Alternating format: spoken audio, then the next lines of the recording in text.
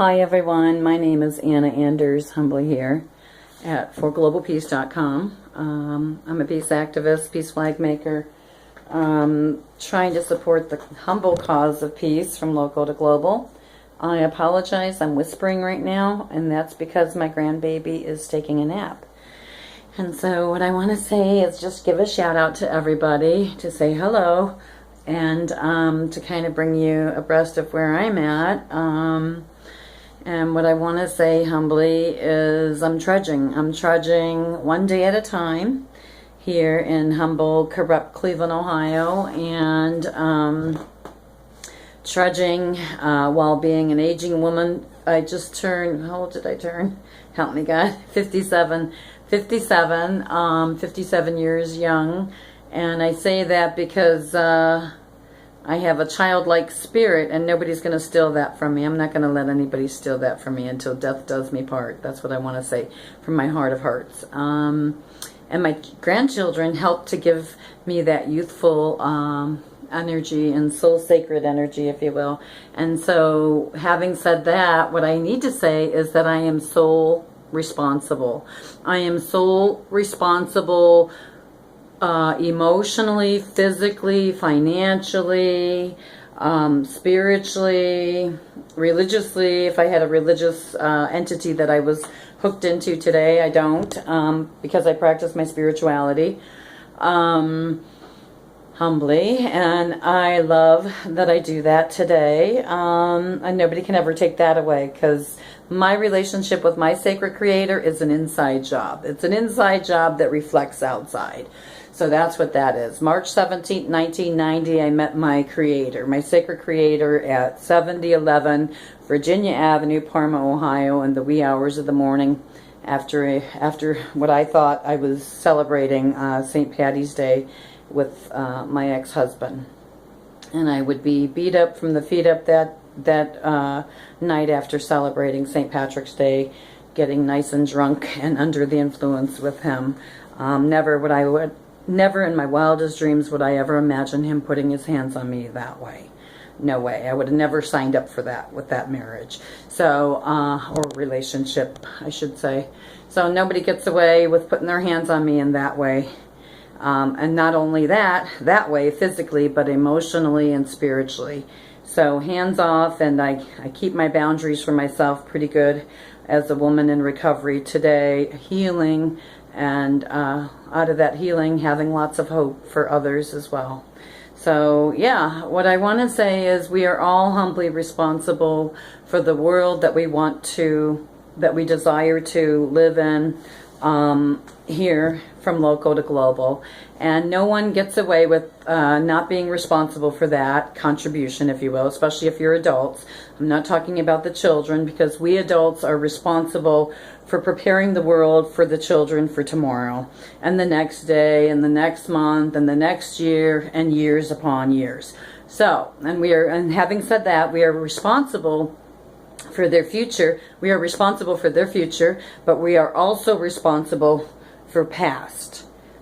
See, because when new babies are born, we have to feed them information that came from the past. So, and for me as a grandmother, I don't want to feed my granddaughters and my grandson fake foods. I don't want to give my grandchildren fake news, fake information, disinformation and misinformation. No, and I don't want them breathing fake and corrupted air either. You know, with chemtrails, EMP, HARP Project. Google, YouTube that stuff, people. You learn it for yourself and your families, okay? Because I had to do it.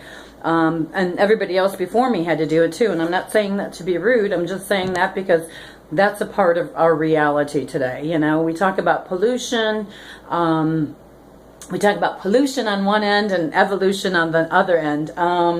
So yeah, we need to be responsible, corporately speaking and individually speaking, and professionally speaking and politically speaking. Politics represents the corporations today. They do not represent we the people, as we're finding out with the No Dapple movement and Bismarck, North Dakota.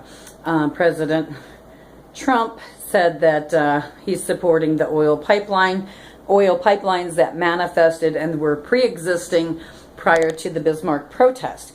Well, guys, I gotta say, The globalist 1% parasitical elite, they love playing the whole ball game. See, this is the earth in here. They love playing it like a giant octopus. So while Trump may be saying something over here, the globalists are planning something over here. So they got that ball, they got their balls, corrupt Wall Street balls, moving. You know, moving and grooving to the tune of their distraction games. That's what I want to say. To their Illuminati, Purple Mafia distraction games. But Grandma Anna is not going to buy into that stuff. We got to keep an eye on the shady, oh my gosh, this word, C-O-I-F-E-R-S. I'll have to find the word and I'll upload it with the video. But, you know, we have to keep an eye on these, on this 1% parasitical elite globalist. These big ballers, man, they don't play.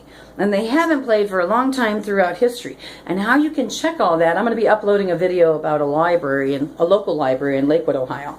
But see, those big ballers, they've been responsible for collating and collecting the desecration and the exploitation of artwork, of supposed literature and supposed history, making up their lies fabricated throughout history.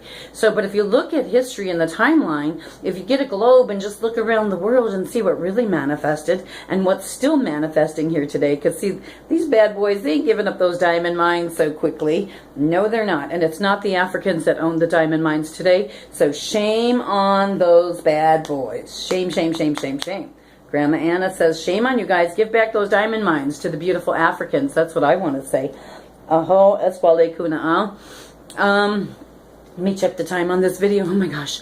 I'm yipping and yapping. Oh, we're doing good. 7 minutes so far, so we'll see what God says until the video shuts off. But yeah, no, man. Just give back the natural resources to the natural indigenous tribes that were naturally there.